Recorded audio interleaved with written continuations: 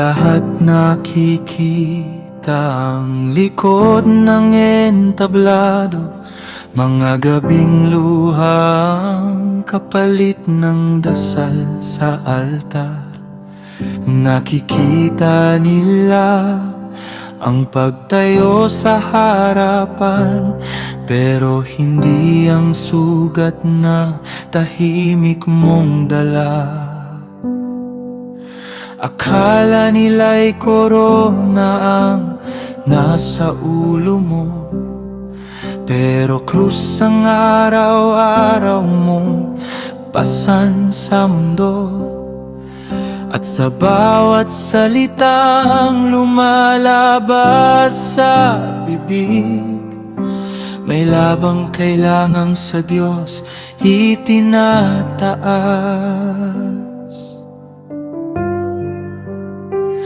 May mga sandaling gusto mo nang bumitaw, may mga gabing tila wala ng ilaw. Pero sa gitna ng bigat at pagod, naroon ang Diyos na hindi kumakalimot. Mabigat ang tawag, mabigat ang daan, ngunit Ikaw, O Diyos, ang aking sandigan. Hindi ako tinawag dahil ako'y sapat, kundi dahil sa biyaya mong sapat lahat. So I will stand, I will obey, even when I don't understand the way. Ikaw ang lakas sa bawat laban, Ikaw ang Diyos ng aking tawag at daan.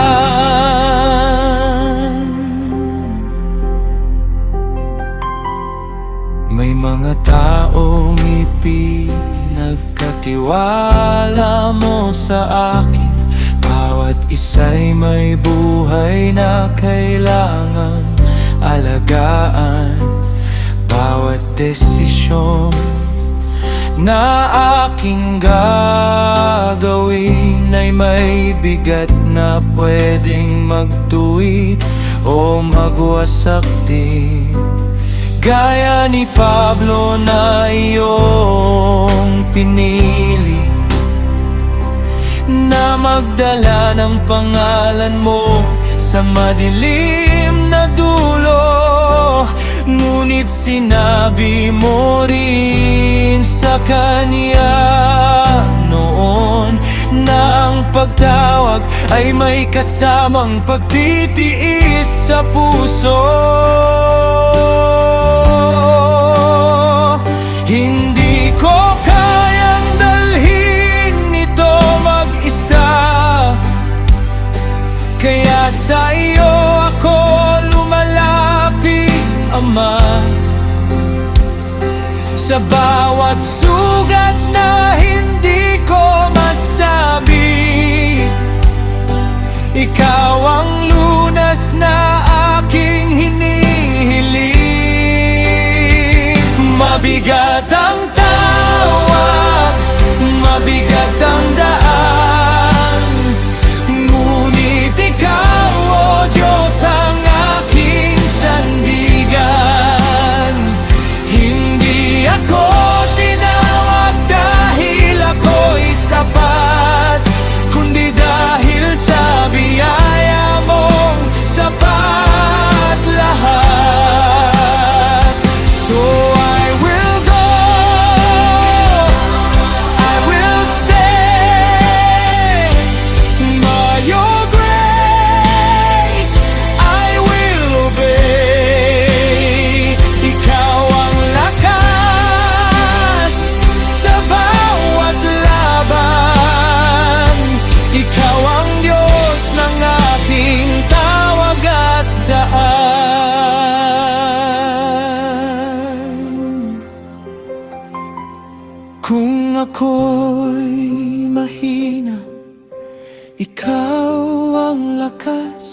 Kung ako'y mapagod, ikaw ang lunas. Hindi ko kaya kung wala ka sa akin.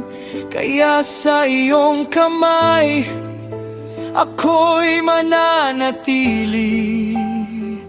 Hindi ko dalang sarili kong pangalan, kundi ang iyo lamang, o kataas-taasan.